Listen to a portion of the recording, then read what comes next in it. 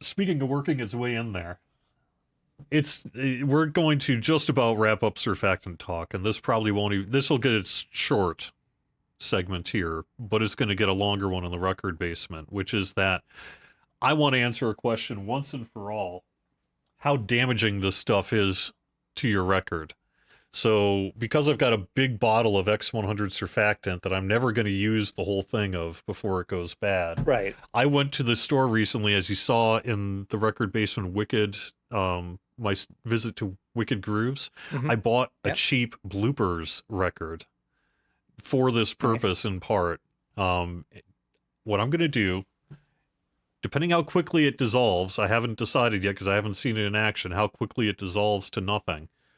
My goal is to keep a spot of X100 surfactant on a singular section of this record for something like a week Okay. and just not clean it. And then And after a just not week, clean it, just after a not week, mess with it. yep, do a before and after on the sound, see if it'll even play, Okay. or if it does absolutely nothing. And we'll find out one way or Which, another. yeah, I'm gonna say right now, I'm gonna guess it's gonna do absolutely nothing. I don't think it's gonna damage it, but we'll see. It's gonna be interesting to see Yeah, what will happen. yeah. I think that's my hypothesis as well, is that any damage would Yeah. take decades rather than even a Oh week yeah, to do. that's what I think too. Yeah. Yeah.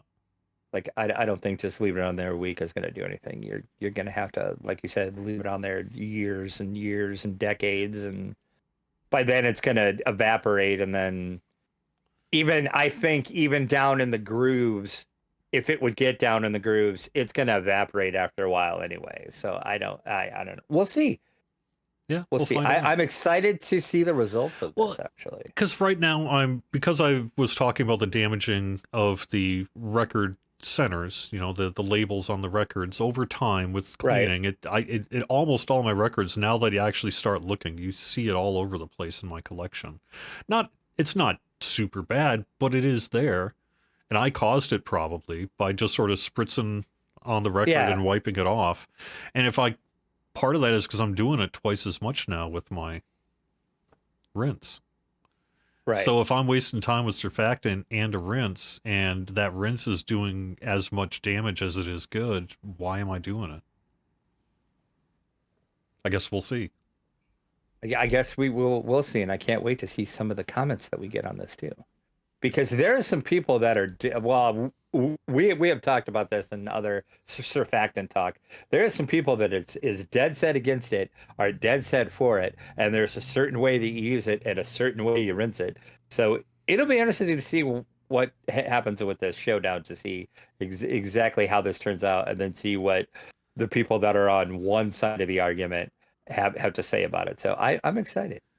Also, is there a worse genre for records that you find all the time than old cruddy radio bloopers records? Yes, and let me tread lightly when I say this. The old-timey religious records. Hmm. Okay, they Like do clog things up pretty good, don't they? like Yeah. if you go to any Goodwill, you're gonna find like and when I say old-timey religious, I mean like I can't think of any particular people off the top of my head, but you know exactly what I mean. They have Like minor it's cultural value if they happen to be, say, a local church maybe, or a local high right. school or That something like that. But right. but otherwise, they're Which almost always in terrible shape. The covers are ruined. They're clogging up oh the yeah, bins, and they're yeah, beat. yeah, Yeah, yeah. they're beat up, and like I said, like you said, they do have a purpose, and if they're in good shape, people enjoy them, and that's fine. But like you said, it clog like especially like I have one local Goodwill. You can go in there, and they might have 100 records, and 98 of them are gonna be those type of records. And Lawrence Welk records. They have a bunch of Lawrence Welk too. So if anybody wants Lawrence Welk records, let me know. I can hook you up with them. I think you'll find that's the case in a lot of thrift stores. There's nothing wrong with those records either. I like them, but Right, you're right; they're right. often in terrible shape. So Oh yeah, maybe it's because too many people have touched them. And I got a solution for you, yeah. Drac. So I am going to post a link into Twitch chat or into our Discord chat if I could figure out how to do it here real quick. Someone online came up with a solution to handling your records without having to touch them, using a common thing that you might find at, say, your local Menards or True Value Hardware or something of that nature. And I happen to have that object. So I went into my garage here and I found basically a glass suction cleaner. I have not tried this yet, but let's see if you can actually pick up a record using one of these things. There is no way this is going to work. There is no way. So, okay, I'm going to have to see could I do this on camera here. Let me back up my chair a smidge and do it that way. I am stating for the record right now. I hope you don't mind dropping that record on the floor because that's about to crash. Yeah, this thing's not going to do. Okay, I don't know if that's. Nope, that didn't do anything.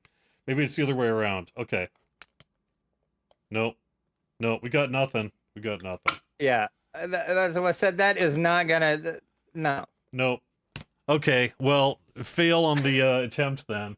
So, okay, but the idea is you use these suction cups on either side of the label to... Oh, maybe that's the thing. Because the hole in the record, I need one on the other side to cause the suction. Maybe. Yeah, if you would have two, you could... Okay. Because I'm going to put in chat, this individual's... I'll clean up the image so it doesn't name the person. Before it goes out here, but you can take a look yourself at their solution to touching records was to use these on either side of them so that they could clean it without having to use any fingerprints. Sir, you can grab a record with your fingers, sir. Just be very careful. You don't. No, folks, don't do that. Don't. No. Experiment failure, whatever number. Somebody was looking for their 15 minutes of internet fame and failed with that. I'm sorry.